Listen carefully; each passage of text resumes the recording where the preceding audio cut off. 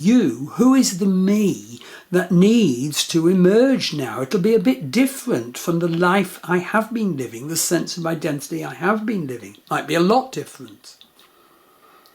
And then do the work to bring in this new self, to bring your new self into being, building upon the self we have been living with so far in our life.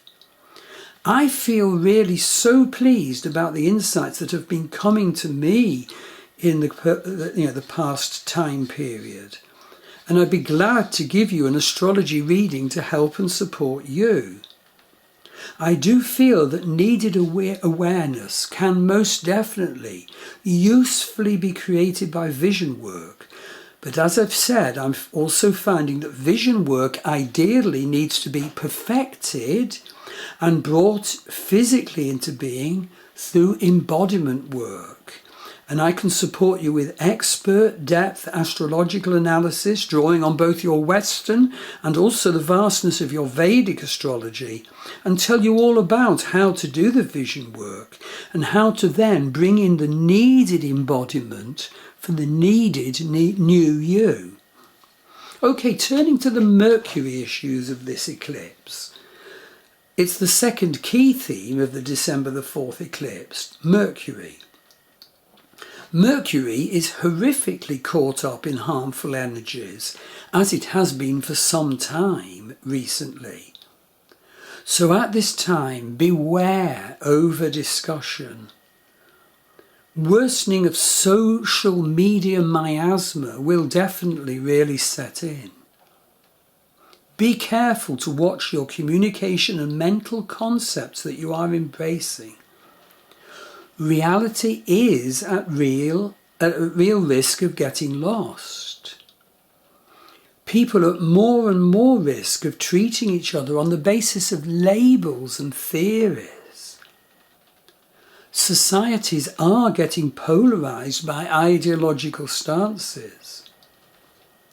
The Mercury energies of this eclipse are very divisive and sensationalist.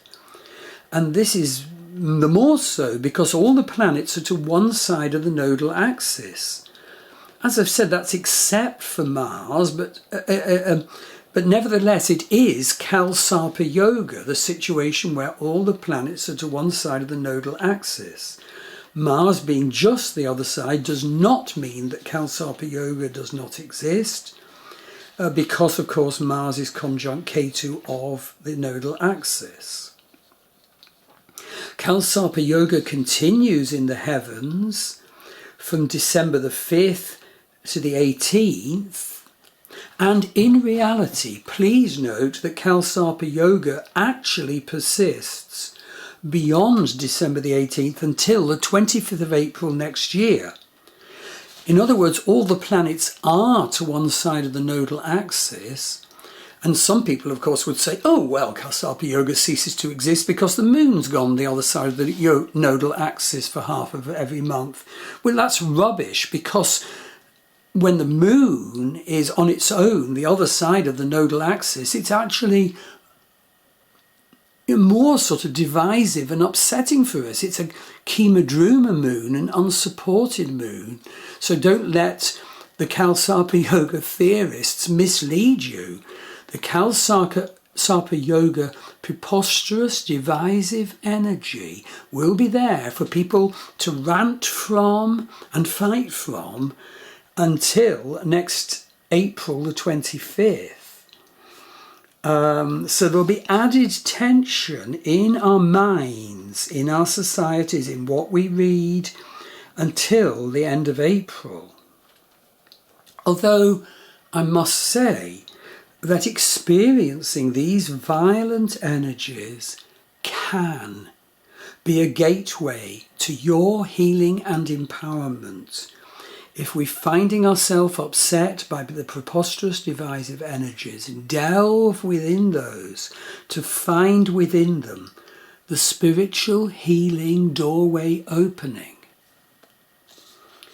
Okay, let's look deeper at other facets of this exceptional eclipse's astrology. Now, the key, I think, first of these has got to be that Uranus is square Saturn.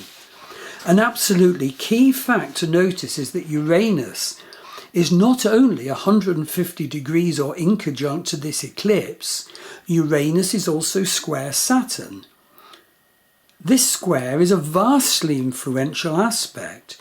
Uranus is at 17 Aries at the time of this eclipse, Saturn is at 15 Capricorn, and that square closes to exact on the 24th of December, exact for the third time.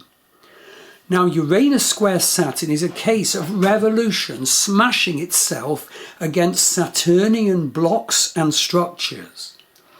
And we can't escape the driving energy of Uranus. It'll be smashing against blocks in our societies. It will be smashing against blocks in our sense of ourself, in our life path, in our behavior patterns, in our ways of thinking. Sense where there is tension, sense where you need to bring in revolution. Well, the next thing, of course, as I said in the introduction, the luminaries are in Scorpio. So Moon is in Scorpio at the time of this eclipse. Now, Moon is in debilitation in the sign of Vedic Scorpio. It's a fixed, hurt energy. And it's even inwardly, emotionally raging.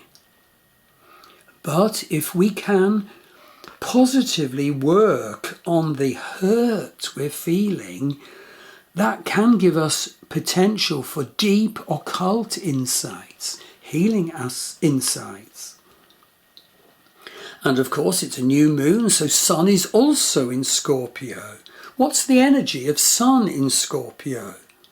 Well, Sun in Vedic Scorpio is controlling and militant, phobic, jealous, possessive, hard to break from its attachments, too blunt, can be scandalous, the list is long, crises, vengeful, spiteful, etc. It is not an easy energy. And be aware of that. Add to that the fact that Sun and Moon are conjunct malevolent energy fixed stars.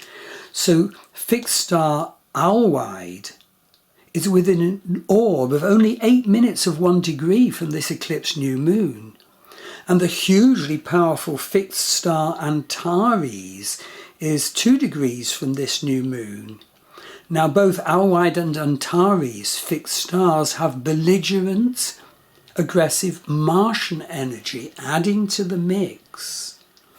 Albeit that Antares is also a grandly commanding, expansive energy. But of course, being grandly commanding and expansive can add to the violence and the destruction in your own life, in the politics of the society you live in. It's so important, next of all, to realise that Jupiter is weak. And that's because Jupiter is transiting a Saturn-ruled sign. Jupiter has entered Vedic Aquarius. And so he's weak in the gifts we need from him of blessing, enlargement, optimism, sense of purpose, and guru connection energy. Do have a look at the Dignity table and the Rashi of Ashta's table, which I've put on my December 2021 Star Wheel Astrology monthly webpage. You'll see what I mean, it's so striking. And so take notice if your expansive, optimistic connection to blessing is weakened and you're getting hypertense, fearful, depressed. Make an effort to boost your connection with the guru energy of Lord Brihaspati, the divine face of Jupiter. Enhance that presence in your consciousness at this time. Again, I'll tell you how to do that if you book a reading with me. I think, yes, the next and final point I want to make about this eclipse, and it is important, is that drawing on the skills and talents of Western psychodynamic astrology, This eclipse actually activates a very special talent triangle. It will be very helpful to bear in mind that this eclipse's Western astrology chart includes this special talent triangle. What is that? Okay, Mars is trine Neptune, and each of those, Mars and Neptune, are actually sextile Jupiter conjunct Pluto, and what hugeness that is. So how will that manifest? Well, basically, when Mars is trine Neptune, it makes us questing and putting energy into the visionary. That's at its highest. I mean, obviously Neptune can be drink, drugs and delusion, and we hope you're not putting your energy better into those. So the highest energy is that you can put, the highest meaning is that you can put energy into vision quest. And what might that vision quest and dream work give you? Well, a special connection to the apex planets of the Mars trine Neptune base of the talent triangle. Venus conjunct Pluto is the apex. But what does that mean? It can mean any or all of the following. Coming more into the power of your love relationship. Realise that's an option. Treasure it if you feel, yes, that's happening. It includes boosting your self-esteem and healing in love matters. But Venus-Pluto isn't just about love. The Venus-Pluto conjunction can also mean look out for extraordinary artistic or creative breakthrough. And of course, Venus is also about wealth. So there could be a wealth abundance breakthrough coming your way as a result of this eclipse. So I hope you've borne with me through the detail of this eclipse. It is so worth it to know it and to look for it and to manifest it. You can book an astrology reading with me at my Star Wheel Astrology buy page. My wife, Maggie Pashley, offers a huge range of healing modalities online. Find out more about her healing modalities from her website, www.maggiepashley.com. Now, another exciting bit of news is that I have reopened entry into my astrology courses. A year ago, they became like impossibly full. We had to close entry. But now we have opened and reopened entry to selective courses, 3 in total. So have a look at our Master Vedic Astrology website. And one of the wonders of my astrology courses teaching is that it's completely personal between you and the tutor. You analyse your charts and the tutor's charts. So it's genuine. And it's authentic. And the main focus is the wonders of the vastness of Vedic astrology, but there is completely vast overlap into the Western astrology of you and the tutor as well. So you learn how the two complement each other. And my conviction for the past 25 years is that for the fullest astrological analysis, you do need both.